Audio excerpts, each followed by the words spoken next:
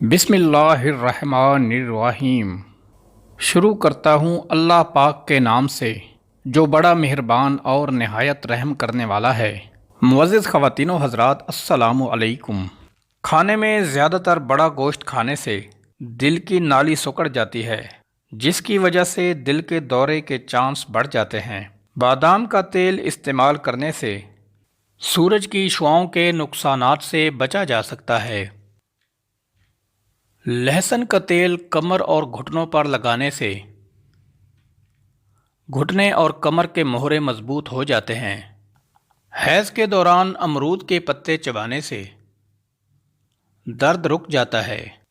جو عورتیں رات کو دیر سے سونے کی عادی ہوں، ان کی ٹانگیں وقت سے پہلے کمزور ہو جاتی ہیں۔ کھانوں میں بادیان کے پھول کا استعمال کرنے سے جلد ٹائٹ ہو جاتی ہے اور جلد کی رنگت بھی نکھر جاتی ہے۔ دیسی گھی کے اندر انار کے چھلکے جلا کر سر پر لگانے سے سفید بال کالے ہونے لگ جاتے ہیں۔ جو لوگ گنڈیریاں چوستے ہیں، ان لوگوں کے دانت مضبوط رہتے ہیں۔ سر کے نیچے الٹا ہاتھ رکھ کر سونے سے دل کے دورے سے محفوظ رہ سکتے ہیں اور سانس پھولنے کی بیماری سے بھی جان چھوٹ جاتی ہے۔ مالش کرنے سے دماغ کو طاقت ملتی ہے۔ حاملہ عورت کو پیٹ کا درد رہنے لگے تو نہار منہ اسب گول کا چھلکا دہی میں شامل کر کے کھانے سے درد میں آرام ملتا ہے۔ اگر نیند زیادہ آتی ہو تو لیموں کا رس پانی میں ڈال کر پی جاؤ، آپ کی نیند نارمل ہو جائے گی۔ سفید چنے بھون کر کھا لینے سے بدن خوبصورت اور مضبوط ہو جاتا ہے۔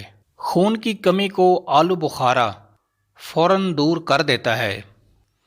چوہوں کو بھگانے کے لیے املی کے شربت کا چھڑکاؤ کرو، چوہے بھاگ جائیں گے۔ جو عورت زیادہ دیر گھٹنوں کے بل بیٹھ کر کام کرتی ہے، اس کو فالج کا مرض لاحق ہونے کا خدشہ ہے۔ اگر آپ کے چہرے پر دانے نکل آئیں تو ان کو ہاتھ مت لگائیں، اس سے چہرہ خراب ہو جاتا ہے۔ سونے کے تکیے کے 2 دن بعد بدلتے رہنا چاہیے۔ اگر تکیہ گندا ہو تو جراثیم چہرے پر لگتے رہتے ہیں اور چہرے پر دانے بن جاتے ہیں۔